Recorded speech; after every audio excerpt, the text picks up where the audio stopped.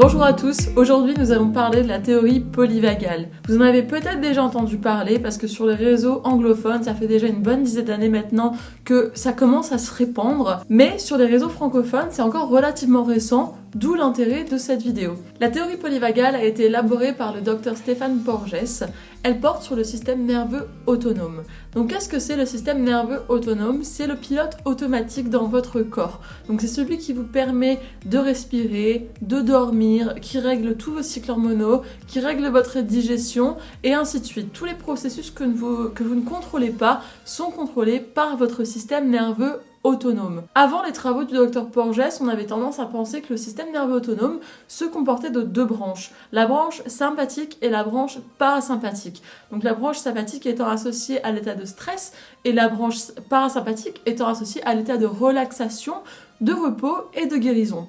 Mais grâce à ces travaux, il a élaboré donc cette théorie polyvagale qui met en reflet le fait qu'il y a peut-être une troisième branche. Le docteur Stéphane Porges nous propose aussi le terme de neuroception. Qu'est-ce que c'est donc la neuroception? Ça correspond à la surveillance constante de votre environnement par votre système nerveux. Donc qu'est-ce qu'il fait? En fait, il perçoit des indices qu'il qualifie comme des indices d'une menace ou des indices de sécurité. Et en fait, c'est le thermostat interne de votre corps qui vous permet de savoir si vous êtes dans une situation de menace ou une situation de sécurité. Et c'est ce qui vous provoque cette sensation non consciente, parfois d'être dans un environnement et de vous sentir un petit peu en alerte, il y a quelque chose qui ne va pas. Vous ne savez pas consciemment ce que c'est, mais votre système nerveux perçoit quelque chose comme une menace et vous met dans un état d'alerte. Et à l'inverse, avec certaines personnes dans certains endroits, c'est ce qui vous permet de vous sentir en relaxation complète et totale. Donc maintenant, parlons un petit peu des trois branches qui composent le système nerveux autonome. Premièrement, nous avons la branche vagale ventrale. Ensuite la sympathique et ensuite la dorsale vagale. Alors, ça paraît compliqué comme ça, mais ne vous en faites pas, on va tout décortiquer et à la fin de cette vidéo, je vous promets que vous saurez exactement à quoi chacune correspond et vous serez même capable de l'expliquer à un enfant de 5 ans. L'état ventral vagal est l'état d'activation optimale. C'est l'état que vous avez quand vous êtes complètement relaxé, dans un état de relaxation où vous pouvez digérer, où vous pouvez connecter avec d'autres personnes. Donc typiquement, vous avez le sourire, le visage ouvert, accueillant et en fait vous êtes réceptif aux autres personnes. C'est l'inverse d'être complètement fermé et hermétique à d'autres personnes. Et c'est bien pour ça qu'on dit de lui que c'est le système d'engagement social. La meilleure manière que j'ai de me représenter ce système ventral vagal, c'est de vous imaginer par exemple en train de danser sous les cocotiers avec vos amis, vous êtes bien, vous êtes détendu, vous êtes au milieu du dance floor et vous en avez absolument rien à foutre de ce que les gens pensent de vous. Vous vivez le moment et vous êtes en connexion avec votre corps, avec vous-même, avec les autres et vous sentez une sorte de connexion entre vous tous et tout vous paraît relax, bien et aligné. Cet état ventral vagal correspond aussi à l'état de guérison. C'est l'état dans lequel votre corps est capable de se réparer et de récupérer de tout ce qu'il a subi au cours des années ou simplement au cours de votre journée. Le deuxième système est le sympathique. Cela correspond à un état d'alerte suite à un danger. C'est donc un état d'hyperactivation où vous êtes sur le qui-vive et où il y a une libération de l'hormone du stress, le cortisol. Cette hormone est déclenchée par le cortex des glandes surrénales et permet à votre corps de déclencher la réaction de combat ou fuite quand il rencontre une menace. Donc typiquement, c'est le système qui va se déclencher quand vous avez une voiture qui vous fonce dessus pour éviter un accident. Votre corps va réagir et va vous permettre de sauter sur le trottoir ou en tout cas de faire quelque chose, de vous en aller, de vous enfuir. C'est aussi le système qui se met en place quand on perçoit une toute autre menace. Par exemple, ce qui pourrait déclencher le système sympathique, c'est quand une maman entend son bébé crier. Ou simplement quand même vous êtes dans la rue, vous entendez un cri strident qui vraiment vient du cœur et une personne en détresse, ça va activer votre système et vous allez être alerte et vous demander ce qui se passe. C'est pas une réelle menace de mort, mais votre système perçoit ça comme une menace pour le groupe en fait. Quelqu'un qui crie, c'est quelqu'un qui est en danger, ça veut dire que le groupe dans lequel je suis, donc les humains, clairement mon espèce, est en danger. Il y a donc un envahisseur, la personne crie, ça déclenche une réaction d'alerte dans tout le groupe. Donc c'est pour ça que quand quelqu'un est en constante activation sympathique, c'est quelqu'un aussi qui peut ressentir beaucoup de rage, de panique, d'agitation. Et donc en fait c'est quelqu'un qui est tout le temps sur le qui-vive et qui est tout le temps stressé. Le troisième mode est le mode vagal dorsal, ou aussi appelé le mode d'immobilisation. Là on a vraiment dépassé les deux autres stades, on est passé de sécurité à sympathique à immobilisation totale, c'est-à-dire danger de mort. C'est une désactivation totale de vos processus du corps. Et par exemple l'image que j'en ai, c'est quand on est dans notre canapé en boule en train de manger des chips devant une série, en train de ruminer sur notre vie et nous dire pourquoi est-ce que j'ai cette vie pourrie? Et là, vous sentez bien qu'il y a de l'expérience qui parle. Donc cet état est bien souvent associé à un sentiment d'impuissance, à un sentiment d'être figé, complètement d'être figé dans la situation. Ça peut aussi mener à des symptômes comme la dépersonnalisation, qui est aussi présente dans le burn-out. D'ailleurs, c'est un état qui peut être très proche finalement, qui pourrait presque être qualifié d'un état de burn-out, bien que dans le burn-out, il y a quand même beaucoup plus de choses qui rentrent en jeu. Or, ces états sympathiques, ventral vagal, dorsal vagal, on fait des allers-retours parfois dans une seule journée en fait, dans ces états-là. Et c'est ça le but de cette théorie, c'est ce qu'explique Stéphane Porges dans ses bouquins, c'est qu'en fait, l'ultime but du système nerveux, c'est de nous protéger. Donc le but, c'est qu'on ne meure pas, c'est de nous protéger, c'est de nous maintenir en vie. Là où ça devient problématique, il n'y a pas un de ces systèmes qui ne sert à rien. Ils servent tous à quelque chose. Mais par contre, aujourd'hui, on est trop pris soit dans le système sympathique, soit dans le système d'immobilisation, donc de danger de mort. Et clairement, on oscille constamment entre ces deux systèmes-là. Et si vous demandez dans votre entourage, même si vous posez la question, est-ce que vous vous sentez vraiment en sécurité? Au fond de vous, est-ce que vous avez un sentiment d'être safe, d'être en sécurité?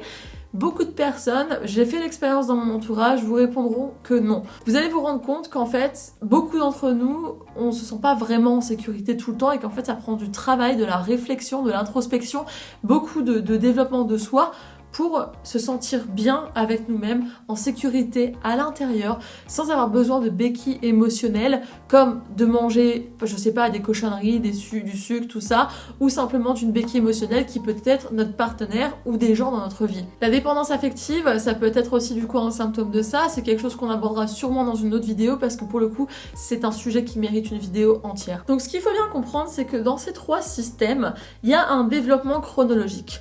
Premièrement, le système le plus primitif correspond au système d'immobilisation. Donc c'est celui-là où on va se mettre par défaut quand on est vraiment un trop gros stress. C'est les petits animaux qui font le mort par terre comme ça, c'est exactement ça. Ensuite, c'est développé le système sympathique, puis ensuite seulement le système de sécurité ventral vagal. Donc si on suit les enseignements de cette théorie polyvagale, ce qu'on nous apprend, c'est qu'en fait, on ne peut pas transitionner d'un état d'immobilisation à un état de sécurité. Il faut passer entre-temps par le système sympathique. Si vous voulez, c'est comme des numéros 1, 2, 3. 1, immobilisation, 2, sympathique, 3, ventral vagal. Et en fait, on ne peut pas passer du 1 au 3. C'est pour ça que des fois, quand vous sortez d'une période d'immobilisation, de repli sur soi, de renfermement, vous pouvez avoir un élan d'énergie, un élan de sympathique. Et en fait, le problème, c'est pas tant ça. Le problème intervient quand vous passez trop de temps là-dedans. Parce que comme j'ai expliqué dans une autre vidéo, mais au moment en fait où vous allez atteindre un plateau, donc au départ il y a une activation sympathique, la libération de cortisol, tout ça, le système qui s'active, ensuite un plateau, et après c'est la descente aux enfers. C'est-à-dire que vos hormones s'épuisent, les surrénales s'épuisent complètement, et là c'est la chute, c'est quand vous tombez malade, et c'est après ce qu'on voit en fait au bout du rouleau, c'est un burn-out. Donc le but aussi de la théorie polyvagale, c'est de nous montrer à quel point c'est important de savoir connecter, de savoir se mettre dans cet état ventral vagal et de pouvoir se sentir en sécurité et en connexion avec les autres et avec ce qui nous entoure. Et malheureusement, aujourd'hui ce qui se passe, c'est que beaucoup de personnes oscillent entre l'immobilisation et le sympathique. C'est-à-dire que soit on est vraiment dans un mode de repli sur soi complet, soit on passe dans un état de stress, faire, et toujours dans le jus, toujours en action. Et en fait, au moment où ça commence à s'épuiser, paf, on retombe dans un système d'immobilisation. Et c'est typiquement ce qui se passe, par exemple, quand vous partez en vacances. Vous êtes constamment dans le jus, dans votre travail, avec vos enfants, dans votre famille, dans votre vie quotidienne, tout le temps.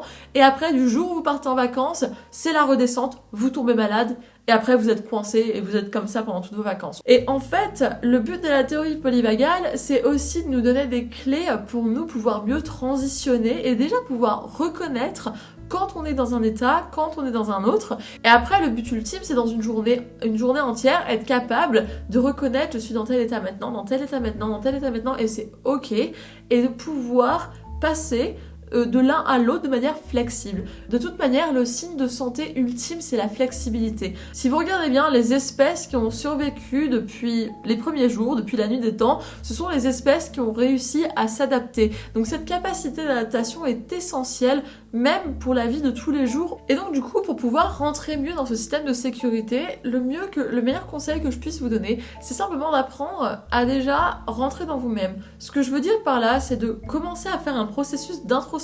J'en ai déjà aussi parlé dans une autre vidéo. Commencez à connecter avec vous-même et avec ce que vous ressentez vous permet déjà d'identifier l'état dans lequel vous êtes. Ensuite, seulement là, quand vous êtes capable de le reconnaître, vous pouvez essayer de diriger en quelque sorte votre état. Mais la première étape, c'est déjà de commencer à s'écouter. On ne peut pas contrôler en disant « maintenant je me mets dans un état de sécurité, de connexion et je suis relax ». Ça va absolument pas fonctionner. Il y a beaucoup d'étapes entre-temps pour arriver à cette capacité de s'auto-réguler. Ça aussi, il en parle beaucoup dans son livre et j'en parlerai peut-être plus en détail dans cette chaîne, mais la capacité d'autorégulation émotionnelle et de ces états de système nerveux est une capacité qui est réellement importante et qui peut complètement vous sauver la vie. Voilà, j'espère que cette vidéo vous a plu. Si vous avez appris quelque chose d'intéressant aujourd'hui, n'hésitez pas à vous abonner, à la partager, à laisser un like. C'est super, ça aide beaucoup la chaîne et le but, c'est de continuer à transmettre cette information au plus de personnes possible. Donc, chaque petit pouce bleu, chaque petit commentaire et chaque partage a une valeur vraiment énorme étant donné que cette chaîne n'est qu'au début. Merci pour votre attention et je vous dis à bientôt dans la prochaine vidéo.